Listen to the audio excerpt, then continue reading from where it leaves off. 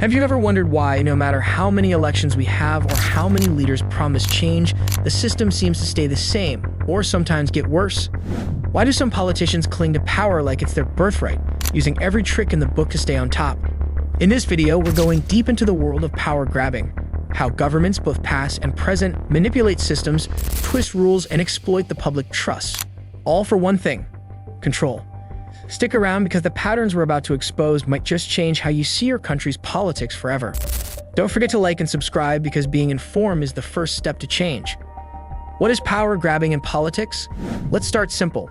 Power grabbing is when someone in a position of power, usually a politician, goes beyond the normal, fair, or legal means to keep control. It's like refusing to leave the captain's seat even when the ship is sinking. This could mean changing laws to stay in office, silencing the opposition, rigging elections, using government institutions like personal tools. It's not always obvious. Sometimes it's wrapped in a smile and a fancy speech about stability or security. But behind the scenes, it's all about one thing: making sure no one else gets a turn. Take this example. In some countries, the ruling party passes laws that make it harder for new parties to register or campaign. That's not democracy. It's gatekeeping disguised as governance. A glimpse into history. It's not new. Power grabbing isn't something new. It didn't start in our generation or even in the last century. History is full of people who didn't just want power, they wanted permanent power. Let's go way back for a second. Julius Caesar, one of the most powerful figures in Roman history, declared himself dictator for life. People feared he was killing democracy in Rome, and well, they literally killed him to stop it, assassinated by his own senators. That's how deep the fear of one-man rule went even thousands of years ago. Now fast forward to modern times. In 1958, Pakistan's General Ayub Khan imposed martial law and took over as president. What started as a temporary measure turned into years of military-backed rule. The same pattern repeated with other leaders in Pakistan's history. Civilian governments replaced, elections delayed, constitutions changed. In the United States, the Watergate scandal in the 1970s exposed President Nixon's attempts to spy on political rivals using government agencies. The result? Massive public outrage and Nixon's resignation. But the scandal revealed just how far some leaders will go to protect their grip on power. No system is immune. Whether it's a military general, a democratically elected leader, or a political party, the temptation to bend the rules is always there. Tools of power grabbing. So how exactly do leaders hold on to power? Let's break it down. Number 1, controlling the judiciary. If the courts are no longer independent, then there's no one to challenge illegal decisions. Court cases against the ruling elite, delayed, dismissed, or never even filed. Number 2, manipulating elections. This can be as extreme as ballot box stuffing or as subtle as redrawing boundaries, gerrymandering, to favor one party. Number 3, silencing dissent. Journalists, whistleblowers, or activists are often harassed, jailed, or worse. If you control the media, you control the message. Number 4, abusing government institutions, police, intelligence agencies, tax departments. They're supposed to serve the people, but in corrupt systems, they often serve the powerful. For example, look at Vladimir Putin. In 2020, Russia passed constitutional changes that could keep him in power until 2036.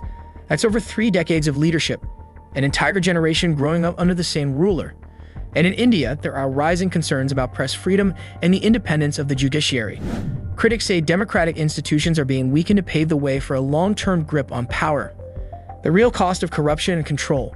You might think, okay, they want power, but how does that affect me? Well, here's the truth. Power grabbing hurts everyone. Economically, when corruption is high, investor confidence drops. Public money is spent on maintaining control, not improving lives. Projects stall. Jobs disappear. Inflation rises. Socially, trust in the system fades. People start to believe their votes don't matter. Apathy spreads. Protests grow. And in extreme cases, violence breaks out. Nationally, the world starts to watch. Loans become harder to get. Partnerships with other countries become strained. And once things fall apart, it's the ordinary citizen who pays the highest price. Take Sri Lanka, for instance. Years of poor governance and misuse of power led to an economic meltdown in 2022. There were fuel shortages, food inflation, and mass protests. The president had to flee the country. That's the price of unchecked corruption. Let's zoom in on recent events because power grabbing isn't just something we read in history books. It's happening right now. In Pakistan, former Prime Minister Imran Khan faced a series of court cases and was arrested in 2023. While some claim these were legal proceedings, many argue that they were politically motivated and part of a wider game to sideline him and keep the status quo intact. Even more concerning, the visible involvement of the military establishment in civilian politics, something that's been a recurring issue in Pakistan's political history. In the United States, the aftermath of the Capitol riots in 2021 is still being felt. Questions about election integrity, fake electors, and ongoing investigations have shaken the public's trust. Even though the US is considered one of the world's strongest democracies, these events show that no country is too powerful to fall into political chaos. Then there's Nigeria, where the 2023 elections were marred by allegations of widespread rigging, voter suppression, and vote buying. Many citizens protested, demanding fair elections. But the ruling class remained firmly in control, highlighting how corruption is often baked into the system. Even in countries like Argentina, recent political shifts are causing both hope and concern. In 2023, Javier Milei, a right-wing economist with no prior political experience, won the presidency by promising to dismantle the corrupt system.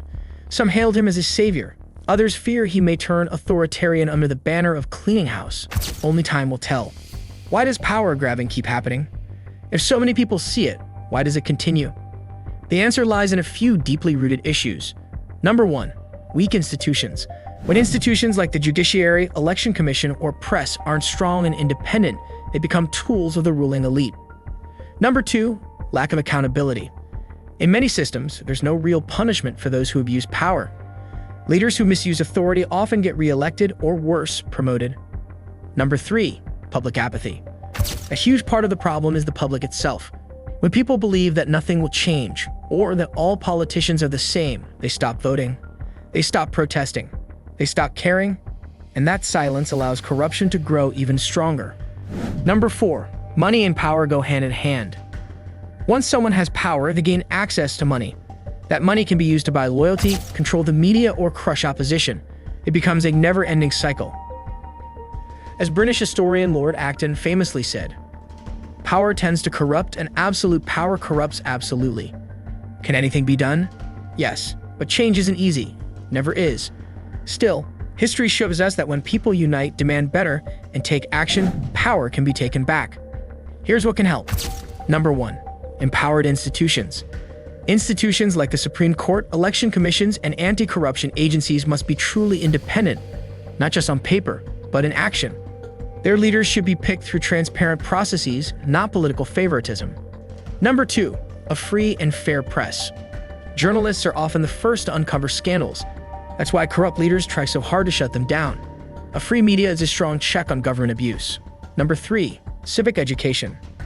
People need to understand how power works. The more citizens know about their rights and how the system should function, the harder it is for leaders to trick them. Number 4. Public pressure. Peaceful protests, online awareness campaigns, and voter movements have power. For example, in South Korea, mass protests led to the impeachment of President Park Geun-hye in 2017 over corruption charges. That wasn't just a court decision, it was the people standing up and saying enough is enough. Conclusion: power to the people. So here we are, we've seen how throughout history, and even today, leaders across the world have grabbed power and clung to it through manipulation, lies, and even fear. We've seen how it costs us our trust, our money, our freedoms. But we've also seen glimmers of hope. Countries where people rose up, institutions that held firm, journalists who spoke out. This isn't just about politics. It's about your future, your rights, and your voice. So ask questions, speak up, vote wisely, hold leaders accountable. Because in the end, power should belong to the people, not a few who cling to it for personal gain. If this video opened your eyes even a little, hit that like button. Drop a comment below with your thoughts. And most importantly, subscribe so we can keep exploring the stories that matter. Thanks for watching, and remember, democracy isn't a gift, it's a responsibility.